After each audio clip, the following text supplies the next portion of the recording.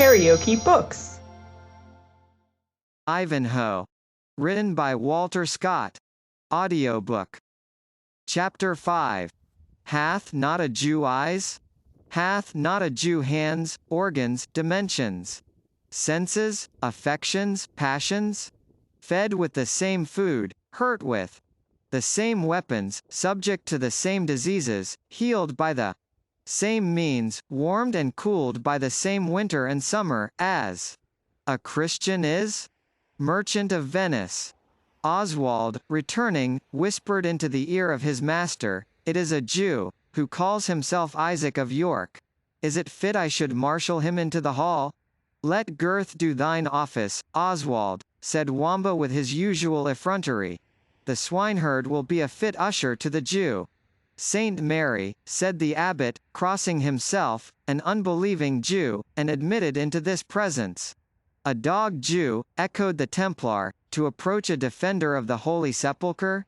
"By my faith," said Wamba, "it would seem the Templars love the Jews' inheritance better than they do their company." "Peace, my worthy guests," said Cedric. "My hospitality must not be bounded by your dislikes. If heaven bore with the whole nation of stiff-necked unbelievers for more years than a layman can number, we may endure the presence of one Jew for a few hours. But I constrain no man to converse or to feed with him. Let him have a board and a morsel apart, unless," he said smiling, "these turbaned strangers will admit his society." "Sir Franklin," answered the Templar, "my Saracen slaves are true Moslems, and scorn as much as any Christian to hold intercourse with a Jew." "Now, in faith," said Wamba, "I cannot see that the worshippers of Mahound and Termagant have so greatly the advantage over the people once chosen of heaven."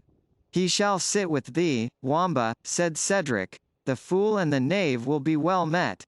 "The fool," answered Wamba, raising the relics of a gammon of bacon, "will take care to erect a bulwark against the knave." "Hush," said Cedric, "for here he comes." Introduced with little ceremony, and advancing with fear and hesitation, and many a bow of deep humility, a tall thin old man, who, however, had lost by the habit of stooping much of his actual height, approached the lower end of the board. His features, keen and regular, with an aquiline nose, and piercing black eyes, his high and wrinkled forehead, and long grey hair and beard, would have been considered as handsome, had they not been the marks of a physiognomy peculiar to a race, which, during those dark ages, was alike detested by the credulous and prejudiced vulgar, and persecuted by the greedy and rapacious nobility, and who, perhaps, owing to that very hatred and persecution, had adopted a national character, in which there was much, to say the least, mean and unamiable. The Jew's dress, which appeared to have suffered considerably from the storm, was a plain russet cloak of many folds, covering a dark purple tunic. He had large boots lined with fur, and a belt around his waist, which sustained a small knife, together with a case for writing materials, but no weapon. He wore a high square yellow cap of a peculiar fashion, assigned to his nation to distinguish them from Christians, and which he doffed with great humility at the door of the hall. The reception of this person in the hall of Cedric the Saxon was such as might have satisfied the most prejudiced enemy of the tribes of Israel. Cedric himself coldly nodded in answer to the Jew's repeated salutations, and signed to him to take place at the lower end of the table, where, however, no one offered to make room for him. On the contrary, as he passed along the file, casting a timid supplicating glance, and turning towards each of those who occupied the lower end of the board, the Saxon domestics squared their shoulders, and continued to devour their supper with great perseverance, paying not the least attention to the wants of the new guest. The attendants of the abbot crossed themselves, with looks of pious horror, and the very heathen Saracens, as Isaac drew near them, curled up their whiskers with indignation, and laid their hands on their poniards, as if ready to rid themselves by the most desperate means from the apprehended contamination of his nearer approach. Probably the same motives which induced Cedric to open his hall to this son of a rejected people, would have made him insist on his attendants receiving Isaac with more courtesy. But the abbot had, at this moment, engaged him in a most interesting discussion on the breed and character of his favourite hounds, which he would not have interrupted for matters of much greater importance than that of a Jew going to bed supperless. While Isaac thus stood an outcast in the present society, like his people among the nations, looking in vain for welcome or resting place, the pilgrim who sat by the chimney took compassion upon him, and resigned his seat, saying briefly, "Old man, my garments are dried, my hunger is appeased, thou art both wet and fasting." So saying, he gathered together, and brought to a flame, the decaying brands which lay scattered on the ample hearth, took from the larger board a mess of pottage and seethed kid, placed it upon the small table at which he had himself supped, and, without waiting the Jew's thanks, went to the other side of the hall, whether from unwillingness to hold more close communication with the object of his benevolence, or from a wish to draw near to the upper end of the table, seemed uncertain.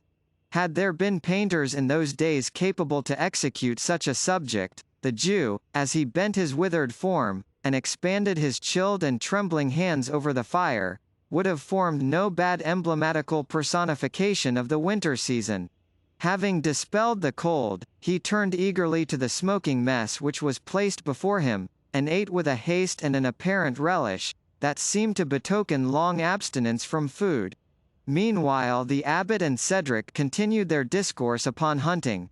The Lady Rowena seemed engaged in conversation with one of her attendant females, and the haughty Templar, whose eye wandered from the Jew to the Saxon beauty, revolved in his mind thoughts which appeared deeply to interest him. "I marvel, worthy Cedric," said the abbot, as their discourse proceeded, "that, great as your predilection is for your own manly language, you do not receive the Norman French into your favour, so far at least as the mystery of woodcraft and hunting is concerned. Surely no tongue is so rich in the various phrases which the field sports demand, or furnishes means to the experienced woodman so well to express his jovial art. Good Father Aymer," said the Saxon, "be it known to you, I care not for those over-sea refinements, without which I can well enough take my pleasure in the woods. I can wind my horn, though I call not the blast either a recheat, or a morte. I can cheer my dogs on the prey, and I can flay and quarter the animal when it is brought down, without using the newfangled jargon of cure, arbor, nombles, and all the babble of the fabulous Sir Tristram. The French," said the Templar, raising his voice with the presumptuous and authoritative tone which he used upon all occasions, "is not only the natural language of the chase, but that of love and of war, in which ladies should be won and enemies defied.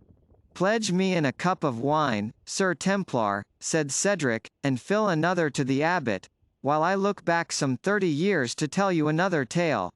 As Cedric the Saxon then was, his plain English tale needed no garnish from French troubadours, when it was told in the ear of beauty, and the field of Northallerton, upon the day of the Holy Standard, could tell whether the Saxon war cry was not heard as far within the ranks of the Scottish host as the cri de guerre of the boldest Norman baron. "To the memory of the brave who fought there, pledge me, my guests." He drank deep, and went on with increasing warmth. "Aye, that was a day of cleaving of shields, when 100 banners were bent forwards over the heads of the valiant, and blood flowed round like water, and death was held better than flight. A Saxon bard had called it a feast of the swords, a gathering of the eagles to the prey, the clashing of bills upon shield and helmet, the shouting of battle more joyful than the clamour of a bridle. But our bards are no more," he said, "our deeds are lost in those of another race, our language, our very name, is hastening to decay, and none mourns for it save one solitary old man, cupbearer. Knave, fill the goblets. To the strong in arms, Sir Templar, be their race or language what it will, who now bear them best in Palestine among the champions of the cross." "It becomes not one wearing this badge to answer," said Sir Brian de Bois Guilbert. "Yet to whom, besides the sworn champions of the Holy Sepulchre, can the palm be assigned among the champions of the cross?" "To the Knights Hospitallers," said the abbot. "I have a brother of their order." I impeach not their fame, said the Templar, nevertheless.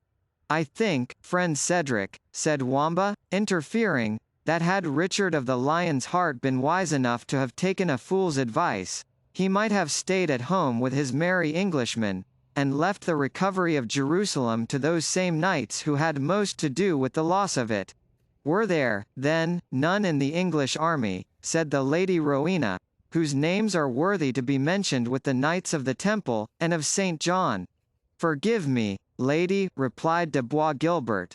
The English monarch did, indeed, bring to Palestine a host of gallant warriors, second only to those whose breasts have been the unceasing bulwark of that blessed land.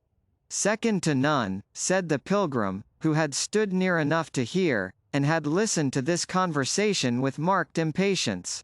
All turned toward the spot from whence this unexpected asseveration was heard.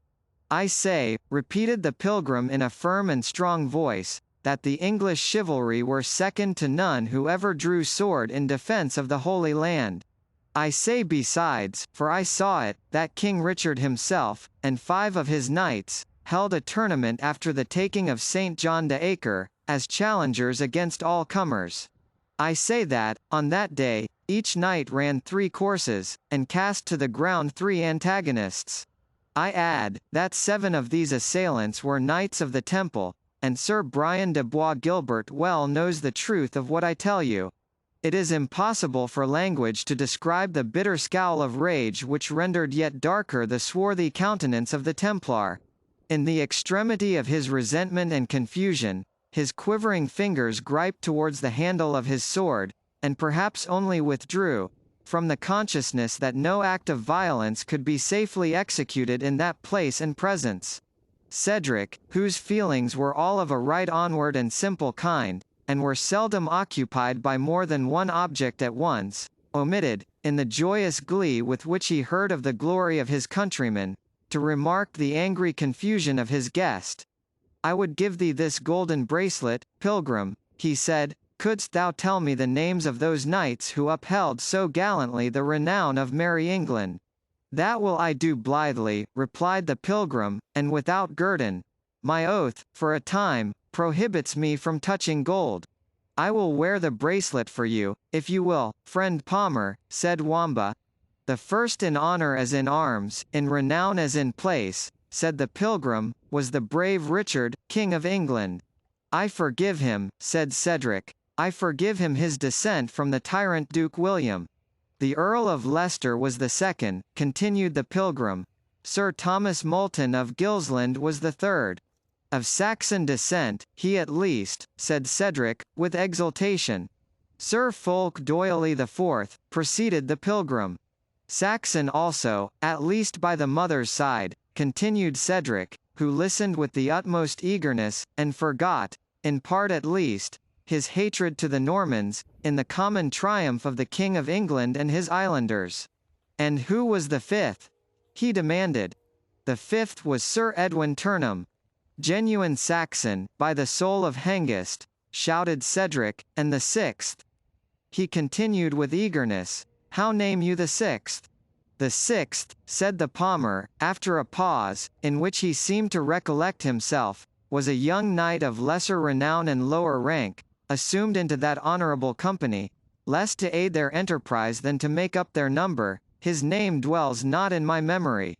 Sir Palmer, said Sir Brian de Bois Guilbert scornfully, this assumed forgetfulness, after so much has been remembered, comes too late to serve your purpose. I will myself tell the name of the knight before whose lance fortune and my horse's fault occasioned my falling. It was the Knight of Ivanhoe. Nor was there one of the 6 that, for his years, had more renown in arms. Yet this will I say, and loudly, that were he in England, and durst repeat, in this week's tournament, the challenge of St. John d'Acre, I, mounted and armed as I now am, would give him every advantage of weapons, and abide the result. Your challenge would soon be answered, replied the palmer, were your antagonist near you. As the matter is, disturb not the peaceful hall with vaunts of the issue of the conflict, which you well know cannot take place. If Ivanhoe ever returns from Palestine, I will be his surety that he meets you. "A goodly security," said the Knight Templar, "and what do you proffer as a pledge?" "This reliquary," said the palmer, taking a small ivory box from his bosom, and crossing himself, containing a portion of the true cross, brought from the monastery of Mount Carmel. The prior of Jorvo crossed himself and repeated a Pater Noster, in which all devoutly joined, excepting the Jew, the Mohammedans, and the Templar, the latter of whom, without veiling his bonnet, or testifying any reverence for the alleged sanctity of the relic, took from his neck a gold chain, which he flung on the board, saying, "Let Prior Aymer hold my pledge and that of this nameless vagrant, in token that when the Knight of Ivanhoe comes within the 4 seas of Britain, he underlies the challenge of Brian de Bois Guilbert, which, if he answer not, I will proclaim him as a coward on the walls of every temple court in Europe." "It will not need," said the Lady Rowena, breaking silence. "My voice shall be heard, if no other in this hall is raised in behalf of the absent Ivanhoe. I affirm he will meet fairly every honourable challenge. Could my weak warren add security to the inestimable pledge of this holy pilgrim, I would pledge name and fame that Ivanhoe gives this proud knight the meeting he desires." A crowd of conflicting emotions seemed to have occupied Cedric, and kept him silent during this discussion. Gratified pride, resentment, embarrassment, chased each other over his broad and open brow, like the shadow of clouds drifting over a harvest field. While his attendants, on whom the name of the 6th Knight seemed to produce an effect almost electrical, hung in suspense upon their master's looks. But when Rowena spoke, the sound of her voice seemed to startle him from his silence. "Lady," said Cedric, "this beseems not. Were further pledge necessary, I myself, offended, and justly offended, as I am, would yet gage my honour for the honour of Ivanhoe. But the wager of battle is complete, even according to the fantastic fashions of Norman chivalry, is it not, Father Aymer?" "It is," replied the prior, "and the blessed relic and rich chain will I bestow safely in the treasury of our convent, until the decision of this warlike challenge." Having thus spoken, he crossed himself again and again, and after many genuflections and muttered prayers, he delivered the reliquary to Brother Ambrose, his attendant monk, while he himself swept up with less ceremony, but perhaps with no less internal satisfaction, the golden chain, and bestowed it in a pouch lined with perfumed leather, which opened under his arm. "And now, Sir Cedric," he said, "my ears are chiming vespers with the strength of your good wine. Permit us another pledge to the welfare of the Lady Rowena, and indulge us with liberty to pass to our repose." "By the rood of Bromholm," said the Saxon, "you do but small credit to your fame, Sir Prior. Report speaks you a bonny monk, that would hear the matin chime ere he quitted his bowl, and, old as I am, I feared to have shame in encountering you. But, by my faith, a Saxon boy of 12, in my time, would not so soon have relinquished his goblet." The prior had his own reasons, however, for persevering in the course of temperance which he had adopted. He was not only a professional peacemaker, but from practice a hater of all feuds and brawls. It was not altogether from a love to his neighbor, or to himself, or from a mixture of both. On the present occasion, he had an instinctive apprehension of the fiery temper of the Saxon, and saw the danger that the reckless and presumptuous spirit, of which his companion had already given so many proofs, might at length produce some disagreeable explosion. He therefore gently insinuated the incapacity of the native of any other country to engage in the genial conflict of the bowl with the hardy and strong-headed Saxons. Something he mentioned, but slightly, about his own holy character, and ended by pressing his proposal to depart to repose. The grace cup was accordingly served round, and the guests, after making deep obeisance to their landlord and to the Lady Rowena, arose and mingled in the hall, while the heads of the family, by separate doors, retired with their attendants. "Unbelieving dog," said the Templar to Isaac the Jew, as he passed him in the throng, "dost thou bend thy course to the tournament?" "I do so propose," replied Isaac, bowing in all humility, "if it please your reverend valor." "Aye," said the knight, "to gnaw the bowels of our nobles with usury, and to gull women and boys with gauds and toys. I warrant thee store of shekels in thy Jewish scrip. Not a shekel, not a silver penny, not a halfling, so help me the God of Abraham," said the Jew, clasping his hands. "I go but to seek the assistance of some brethren of my tribe to aid me to pay the fine which the exchequer of the Jews have imposed upon me. Father Jacob be my speed. I am an impoverished wretch, the very gaberdine I wear is borrowed from Reuben of Tadcaster." The Templar smiled sourly as he replied, "Beshrew thee for a false-hearted liar," and passing onward, as if disdaining farther conference, he communed with his Moslem slaves in a language unknown to the bystanders. The poor Israelite seemed so staggered by the address of the military monk, that the Templar had passed on to the extremity of the hall ere he raised his head from the humble posture which he had assumed, so far as to be sensible of his departure. And when he did look around, it was with the astonished air of one at whose feet a thunderbolt has just burst, and who hears still the astounding report ringing in his ears. The Templar and Prior were shortly after marshalled to their sleeping apartments by the steward and the cupbearer, each attended by 2 torchbearers and 2 servants carrying refreshments, while servants of inferior condition indicated to their retinue and to the other guests their respective places of repose. KaraokeBooks.